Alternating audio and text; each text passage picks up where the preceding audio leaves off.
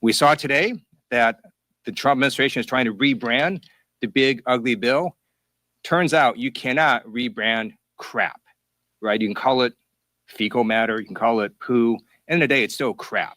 And that's because the big ugly bill has massive cuts to healthcare, largest in US history. And in exchange, they give really large tax breaks to billionaires and millionaires, including a new yacht tax. Try rebranding that. The FBI searched Jeffrey Epstein's Manhattan residence, correct? I believe that happened in 2018. I think there was 2 locations, sir. It's 2019, and in that residence, the FBI found a safe, correct? I don't have the catalog of evidence in front of me. In that residence, the FBI found a safe, correct? I'll accept your representation. Okay. And in that safe, the FBI found topless and lewd photographs of girls, correct? Again, sir, I'll accept your representation. I don't know. Thank you. It was all over the media at the time. There's a New York Times article that says Jeffrey Epstein is indicted on sex charges as discovery of nude photos is disclosed, dated July 8th, 2019. And the Times reports a trove of lewd photographs of girls was discovered in a safe inside financier Jeffrey Epstein's Manhattan mansion. Author Michael Wolff has conducted numerous interviews of Jeffrey Epstein. I'm going to play for you a video clip of what Michael Wolff said Epstein told him was in the safe and what he showed the author was in this safe. So let's please play that clip now. Elected. And I was sitting talking to Epstein, and he said, "Wait a minute, I got to show you something." And then he went into his safe, and he came out with photographs. They were Polaroids, I think, and he kind of spread them out like playing cards, and it was Trump.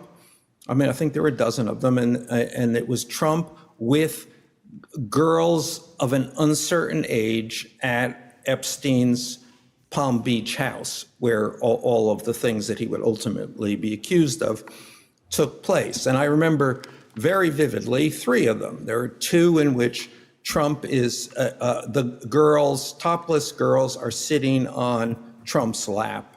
And then a 3rd in which he has a stain on the front of his pants. And the girls are kind of pointing at it, sort of bent over, laughing. So Director Patel, I'm going to ask you a very broad and general question. As you know, Donald Trump and Jeffrey Epstein were friends. There are, of course, photos showing Donald Trump together with Epstein, correct? I don't have the entirety of the photographs, but I think they've been photographed in public together. All right. Are there any photos showing Donald Trump with girls of an uncertain age? No, How do you know that? because that information would have been brought to light by multiple administrations and FBI investigators over the course of the last 20 years. Well, you know what? That's just not true, because no one knew about the creepy birthday message that Donald Trump wrote to Jeffrey Epstein until the Wall Street Journal disclosed it, and then all of a sudden, the Epstein estate provides it to Congress. Well, so certainly, you weren't there at the search. You don't know what Epstein may or may not have done with those photographs even prior to the search. Maybe someone has it. Maybe the Epstein estate has it. You raise a great point. So I'm going to ask you, have you asked to talk to Michael Wolff? You raise a great point. I haven't personally asked to talk to Michael Has the FBI Wolff, asked? but you the to Michael Wolff? FBI, I'll get back to you if the FBI specifically So Michael Wolff has has ever. about 100 hours of testimony of Jeffrey Epstein. Wouldn't it be good for the FBI to interview Michael Wolff? I'm not saying they haven't, I just don't know. Has FBI subpoenaed the tapes that Michael Wolff has conducted of Jeffrey Epstein? I don't know. All right, so if you could provide us an answer, that would be terrific. Sure. Well, let me ask you this question then. Have you looked at all the photos in Epstein files? I have looked at all the information that the investigators who investigated this case have provided to run out credible leads. And in the Epstein files, was there that creepy birthday message that Donald Trump had written to Epstein? No, that's what I was trying to tell you. You raise a great point. The estate of Jeffrey Epstein has a voluminous amount of information that they have not released before. Okay, so that's great. So wouldn't it be great if FBI subpoenaed the estate of Jeffrey Epstein for all that information? The estate is under no obligation to provide that material, even pursuant to a subpoena. That's a great point. Yeah, that's just false. Okay. That's just false. You're the frickin' FBI. You can subpoena the information from the estate, and you better do that. I'd like to move literally on. not how it works. I'm going to move on now and talk about Epstein's client list. You confirmed that it exists. Attorney General Pam Bondi confirmed earlier this year that it exists. So I just want to ask you a simple question. Is Prince Andrew on Epstein's client list? The material related to Prince Andrew has been made public. Is Prince Andrew on the client list? We have released the index of names All right, that were in Jeffrey Epstein's. Is Donald Trump on Epstein's client list? The index has been released, and the index will speak for So I'm itself. just going to say, America is a huge red flag. The FBI director could not answer Gentlemen. whether Donald Trump was on Epstein's Gentleman's time client has list. expired. I Chair yield now back. recognizes the gentleman from Virginia. Are you a firefighter? I'm not a firefighter. Mr. but I've Ring, are you a spoken to firefighter? many Mr. Ring, firefighters it's about just a this yes issue. or no question. Mr. Ring, are you a firefighter? No. All right, Mr. Green, are you a firefighter? I'm not a firefighter. The Are you a northern part- firefighter? The northern part of my district was evacuated. I've talked to numerous firefighters. I've visited the intensive damage. I've had multiple briefings from firefighters, first responders, and fire chiefs. This is what they told me. The reason these fires in Southern California spread so quickly, caused so much damage, was because of Santa Ana winds that reached unprecedented gusts of 100 miles per hour. Gusts so high that helicopters and the airplanes could not fly. Also because of very low relative humidity and the driest conditions in California history. None of the firefighters said it was about overregulation or homeless people or the Delta spelt fish or the timber harvest or voter ID laws. So shame on anyone who is exploiting the pain and suffering of disaster victims to jam through partisan ideological policies. We should get disaster aid to these disaster victims now without conditions, just like we treat every other disaster victim across America. We just gave aid this past December to South Carolina, Florida, Oklahoma. The Democrats say, hey, we want you to do better on climate change policies in your state. No, we just gave that aid because these are Americans who are suffering. So do not exploit them. I yield back. Our gentleman from Arizona on the other side of the aisle gave away the game today when he said why he wanted the audio transcript. We need the audio. Now let me explain why. Because your attorney also said that you did alter the transcript. And they said it was filler words, repeat words, and, I. But you know what? We don't know whether the blank, he said there were blank times where there was silence. We don't know whether those were 1 minute long, 2 minutes long. We don't know if he sputtered for and, because those were edited out. We do not know whether this supports and substantiates Mr. Herr's findings. He said we wouldn't know if Joe Biden had said and. So I just want to ask you this question. Special Counsel Robert Hur said that this transcript was accurate. The written transcript was an accurate rendition of the audio transcript, correct? Except for some stutters. Yes. So what the gentleman from Arizona wants is that transcript audio with the and. Because Joe Biden stutters. He's had a stuttering problem his entire life. He overcame stuttering. He was made fun of in school, and he overcame this disability to become president of the United States, a leader of the free world. And it is despicable that my Republican colleagues want to go after him for his stuttering problem. They should apologize, and I yield back. Trump advisor Roger Stone was convicted in a federal court, correct? That's my recollection. Trump donor Elliot Brady was convicted in a federal court, correct? Also my recollection. The Attorney General at the time for those two convictions was Bill Barr. Which president nominated Bill Barr for Attorney General? President Trump. Trump's former campaign chairman, Paul Manafort, was convicted in a federal court, correct? Yes. Trump's former deputy campaign manager, Mr. Gates, was convicted in a federal court, correct? That's my recollection. Trump's campaign foreign policy advisor, George Papadopoulos, was convicted in a federal court, correct? Yes, I think he pled guilty, yes. The Attorney General at the time of those three cases was Jeff Sessions. Which president nominated Jeff Sessions for Attorney General? President Trump. All of these folks were convicted under the administrations of three separate Republican attorneys general. It is not the fault of the FBI that Donald Trump surrounded himself with criminals. Donald Trump brought that upon himself. Special Counsel Robert Hur stated on page 1 of his report, quote, "Our investigation uncovered evidence that President Biden willfully willfully retained and disclosed classified materials after his vice presidency when he was a private citizen. Joe Biden not only kept information he wasn't allowed to keep, he shared it with people who weren't allowed to see it. To date, Attorney General Garland has failed to produce the audio tapes.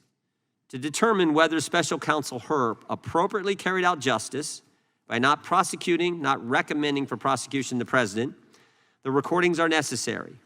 The transcripts alone are not sufficient evidence of the state of the president's memory, frankly, because the White House has a track record of altering the transcripts. The department has a legal obligation to turn over the requested materials pursuant to the subpoena.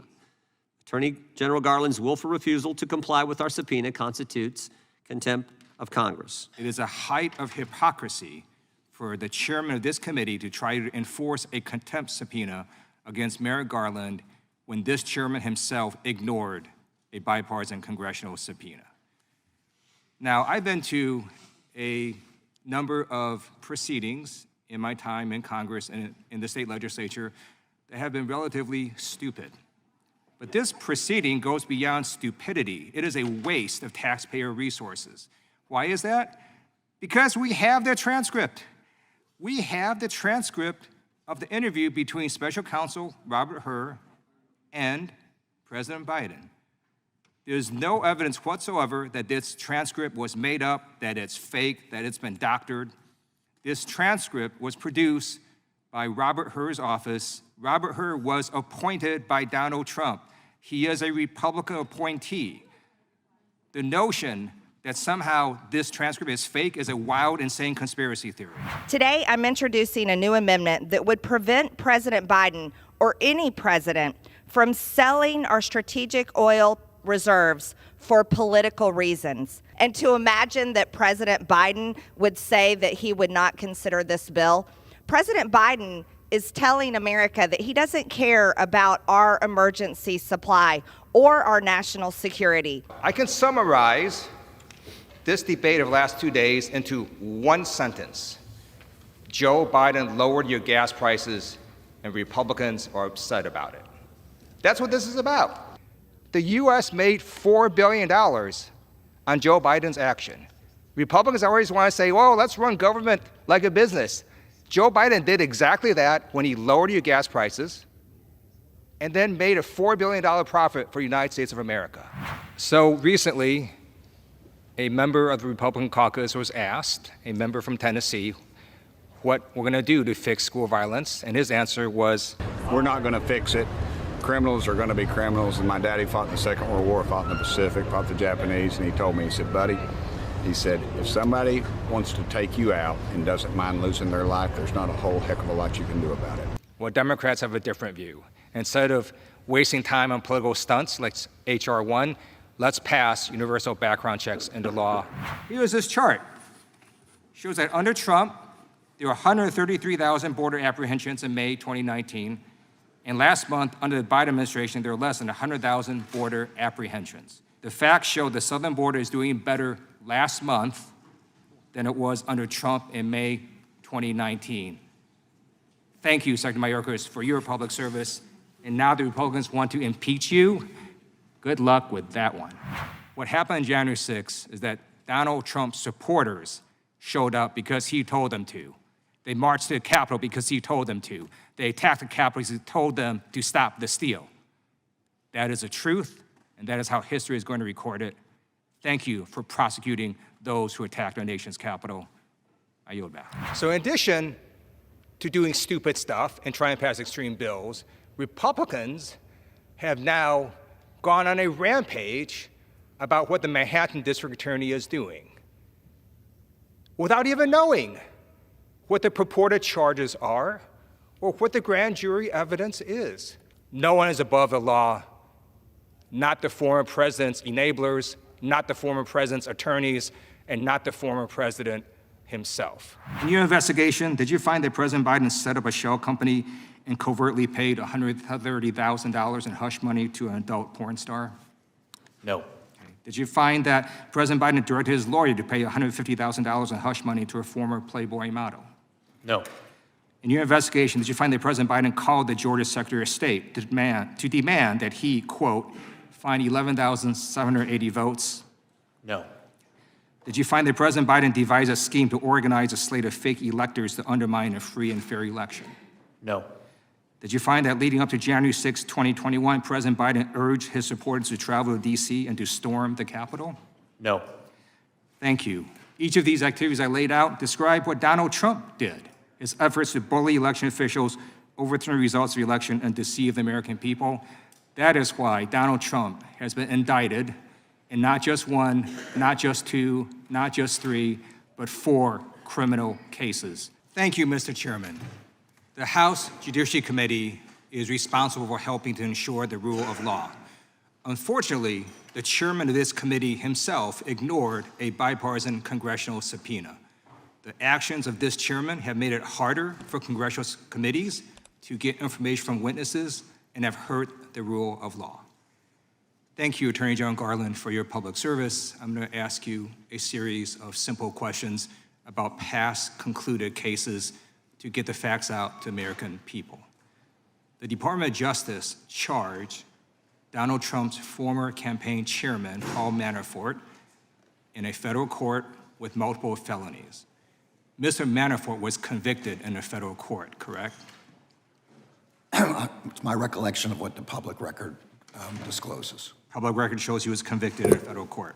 The Department of Justice charged Donald Trump's former deputy campaign chairman, Rick Gates, with multiple felonies. Mr. Gates was convicted in a federal court, correct? Again, that's to my best of my recollection, that's what the public record discloses. Thank you. The Department of Justice charged Donald Trump's former campaign foreign policy advisor, George Papadopoulos. Mr. Papadopoulos was convicted in a federal court, correct? Again, that's my best recollection of the public record. You were not the Attorney General at the time, correct? I was not, no. In fact, the Attorney General for those 3 criminal cases was Jeff Sessions, who was nominated by Donald Trump. The Department of Justice charged Donald Trump's former lawyer, Michael Cohen, with multiple felonies. He was convicted in a federal court, correct? Again, that's my best recollection of the public record. You were not the Attorney General at the time, correct? I was not. In fact, Michael Cohen had 2 sets of convictions. The Attorney General for Michael Cohen's second conviction was Matthew Whitaker, who was also appointed by Donald Trump. The Department of Justice charged Roger Stone, who was an advisor to Donald Trump, with multiple felonies. Roger Stone was convicted in a federal court, correct? Again, my best recollection of the public record. Yeah. The Department of Justice charged Elliot Brady, who was a fundraiser for Donald Trump. Mr. Brady was convicted in a federal court, correct? Same answer. You were not the Attorney General at the time, right? I was not. Okay. In fact, the Attorney General for those 2 criminal cases was Bill Barr, who was nominated by Donald Trump. What these facts show is that the Department of Justice has not been weaponized. We have one Department of Justice that goes after criminals regardless of party affiliation. These Trump associates were convicted under the administration of 3 Republican attorneys general, each of whom was nominated by Donald Trump. Trump's campaign manager, felon. Trump's deputy campaign manager, felon. Trump's foreign policy advisor, felon. Trump's lawyer, felon. Trump's political advisor, felon. Trump's fundraiser, felon. It is not the fault of the Department of Justice that Donald Trump surrounded himself with criminals. Trump brought that upon himself. One of the things that makes America great is we are ruled by the law, not by a cult of personality. I want to thank you, Attorney General Garland and the Department of Justice, for applying the law without fear or favoritism. And I note as we sit here today, the Department of Justice is prosecuting Hunter Biden in a federal court right now. You can't love your country only when the candidate you like wins, and you can't love law and order except when the criminal felon is someone you like. In America, no one is above the law, not the rich, not the powerful, not any former presidents, and certainly none of his criminal felon enablers. Joe Biden lowered your gas prices last year, and that makes Republicans mad. And how do we know? They said it out loud. The gentlewoman from Georgia earlier this morning just said that Joe Biden lowered your gas prices for political reasons.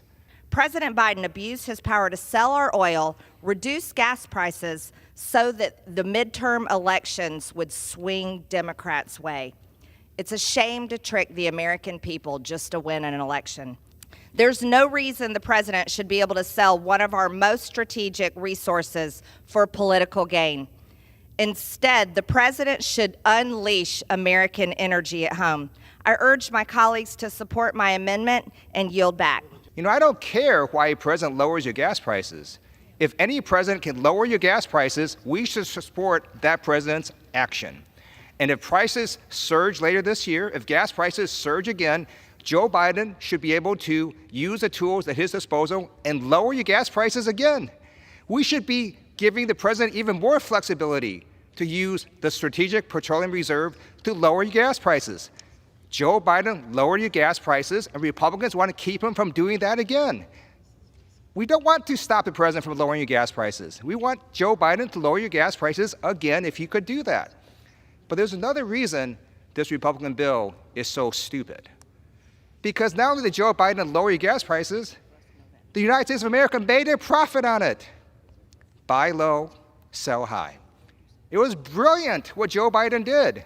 He released the Strategic Petroleum Reserve at prices when gases were high, and that's helped lower the gas prices, and then he refilled it at the lower amount. The U.S. made $4 billion on Joe Biden's action. Republicans always want to say, well, let's run government like a business. Joe Biden did exactly that when he lowered your gas prices and then made a $4 billion profit for the United States of America. Adopt my amendment, which would make this stupid bill better, and then vote against this bill. If Republicans are going to go low, I am going to punch back. So let's talk about Donald Trump. I agree with the Republican from New Jersey who said if a person cannot stand trial, he should not be president of the United States.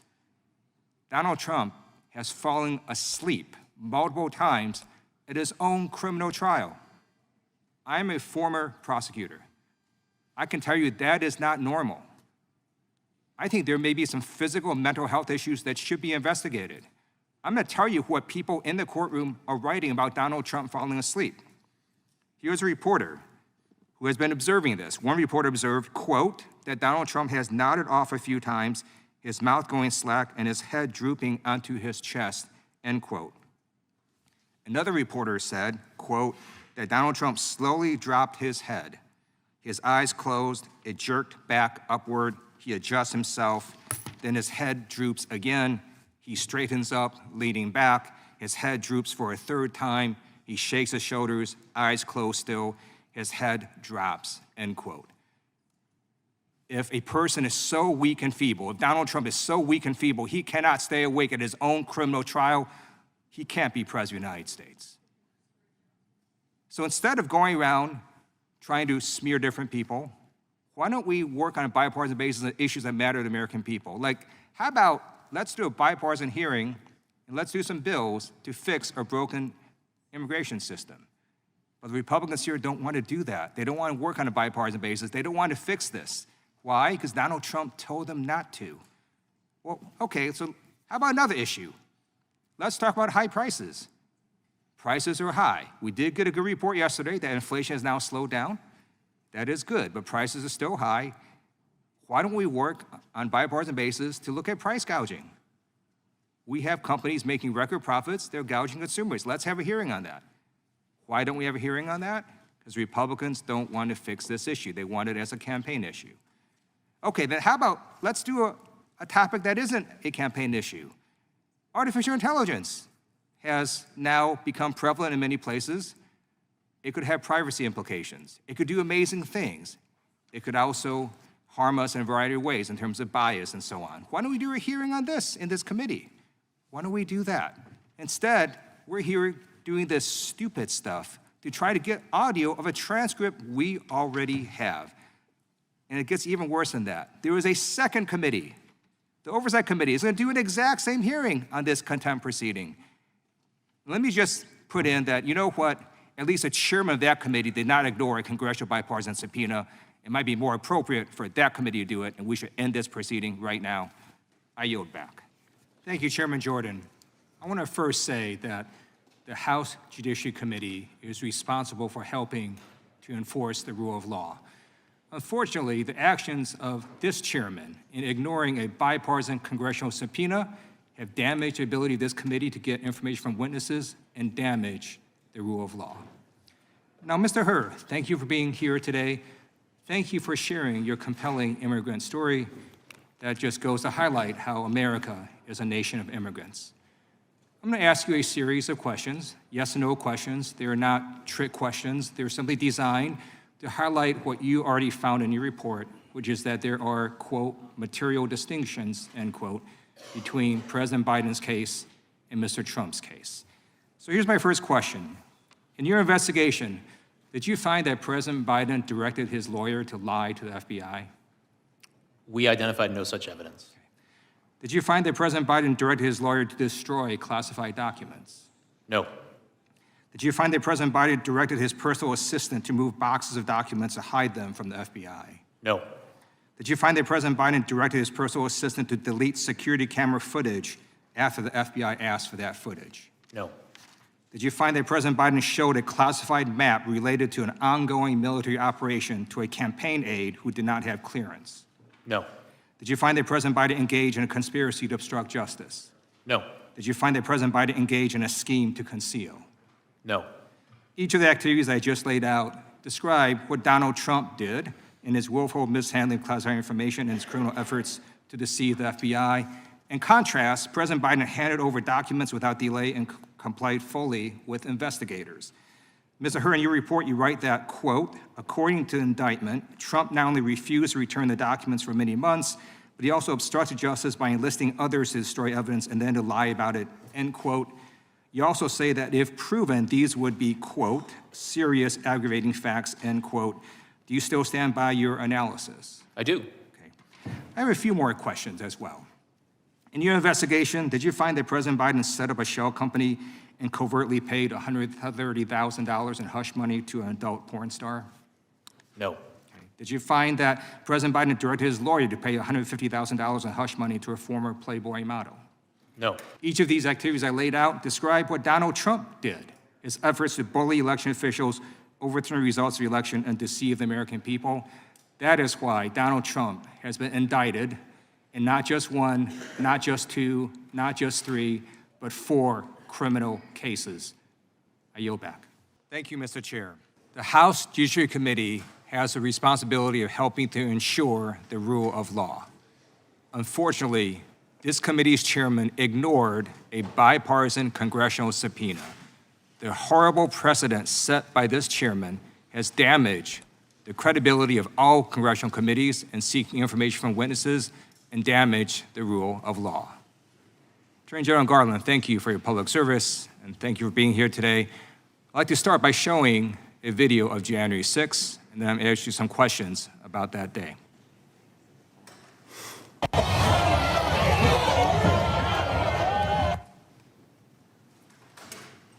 Hey, brother, we're boots on the ground here. We're moving on to Capitol now. I'll give you a boots on the ground update here in a few. Multiple capital entries! Multiple capital entries!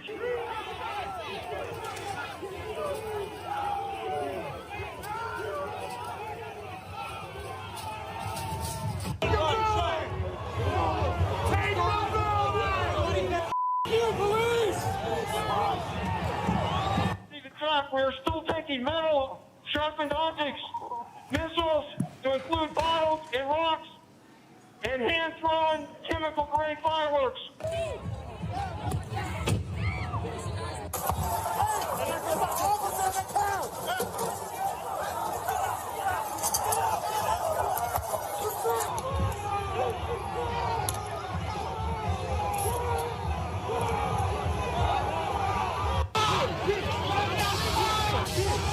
This is now effectively a riot. 1349 hours declaring it a riot.